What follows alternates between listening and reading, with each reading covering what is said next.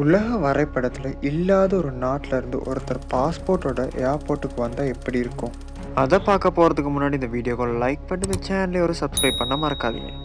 வருஷம் 1954 Japan Tokyo ஏர்போர்ட்டில் நடந்த உலகையே குழப்பத்தில் ஆழ்த்திய ஒரு யதார்த்தமான ட்ரெயின் டிராவல் மர்மம். அன்னைக்கு ஏர்போர்ட்டுக்கு வந்த ஒரு நபர் தன்னோட பாஸ்போர்ட்டை காட்டுறாரு. அதில் அவரோட நாடு டிராட்ரேட்னு அப்படின்னு அச்சிடப்பட்டிருக்கு. ஆனால் அப்படி ஒரு நாடு உலகத்தில் இல்லை. அதிகாரிகள் உலக மேப்பை காட்டி உங்கள் நாடு எங்கே இருக்குன்னு கேட்டாங்க. பிரான்ஸுக்கும் ஸ்பெயினுக்கும் நடுவில் இருக்கிற ஒரு இடத்தை அவர் காட்டுறாரு. 1000 வருஷமாக என் நாடு இங்கே தான் இருக்குன்னு அவரும் சொல்கிறாரு.